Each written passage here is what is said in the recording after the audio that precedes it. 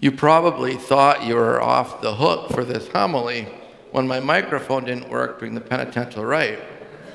And then Pat Hermson brought a new battery. So you might want to get out of the parking lot before others, Pat. When you were in school, were you the one who told the teacher when she forgot to give homework? Was that you? It's like, a couple of weeks ago, when the temperature outside was 72 degrees, I was up to my elbows in the details of a plan for building a summer home on the west coast of Mackinac Island. And the view of the sunsets from that western slope are spectacular, so I was paying particular attention to making sure that we could maximize the vista. And then someone else won that $2 billion Powerball jackpot. So that was that. We all love to play that lottery fantasy game in our head. What would I do if I won a really big jackpot? In our culture, that kind of money gives us access to power. It gives us power over our own life experience. It gives us the ability to control and influence a lot of things. It gives us the power to build and create. Right now, as we watch Elon Musk and Twitter, we wonder if it gives us also the power to destroy. But what we're really asking ourselves when we play with that question, what would I do if I suddenly had access to that much money? We're really asking ourselves, what would I do if I had access to that much power? Because that's what it is. What would I do if I had access to that much power? And Jesus, of course, asked himself that same question. He was tempted and taunted by it, at least twice that we're aware of, but I'm certain many other times. First, we have the story early at the beginning of his ministry when he's wandering in the desert, coming to terms with his own self-identity. And he's tempted to turn the stones into bread. Use your power. Use your power for your own comfort, for your own nourishment. Feed yourself.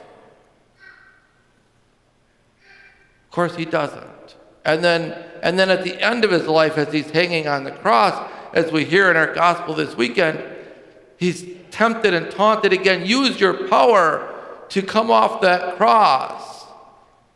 And he must have been so tempted. Wouldn't we have been? I would have been, especially as these soldiers are jeering him, so tempted, I'll show them. But he refused, because this king, this ironic of all kings, most ironic, who has full power through God over the tangible and intangible creation, refuses to use any of that power to serve himself. He will only use it to serve others. The idea of using his power for his own benefit, why, he'd rather die. He'd rather die. Yikes. Holy cats, I have a lot to learn from that.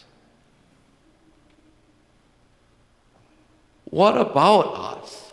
How do we use our power? Because we all have been blessed with so much power.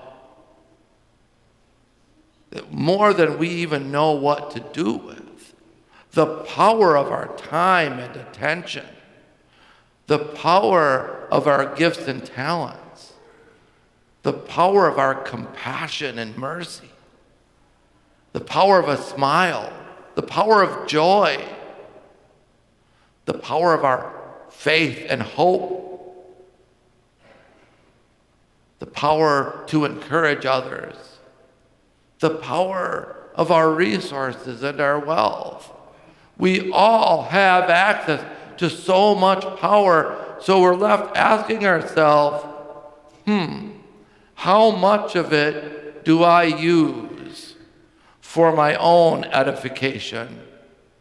And how much do I use to serve others? We know how Jesus lived. He used all of it in service to others. Now, none of us are Christ. That's why none of us are the King. We're not there yet. I don't think God or Christ necessarily expects us to be there yet. So maybe we're not ready to go all in. Maybe we're not ready to hang on a cross and refuse to get down. But what are we ready for? Where are we on that continuum? Maybe we can't change the whole world, but we do have the power to change the world for somebody.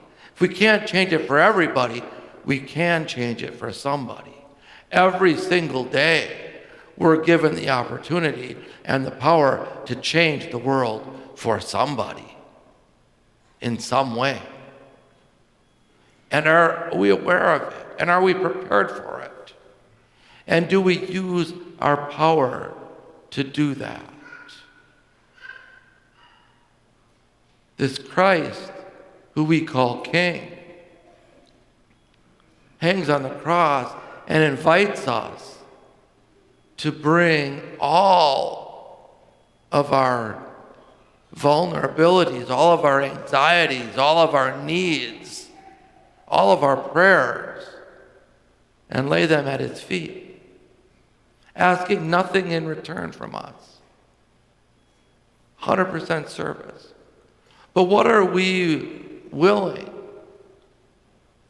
to offer of the power and resources we have been given?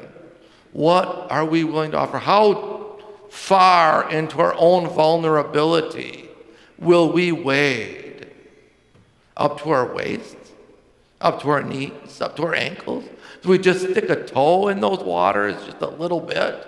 How far into our own vulnerabilities will we go in order to use the power of our lives and the power of our love in service to others?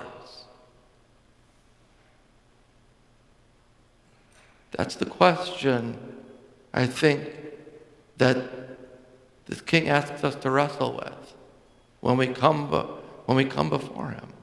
Say, okay, bring it all to me. Now, how much? How much are you willing to share? How much of my work will you do? May the power of Christ's love rain down upon you. And may the power of Christ's love stir the heart within you. And may the power of Christ's love flow forth and touch the life of others from you.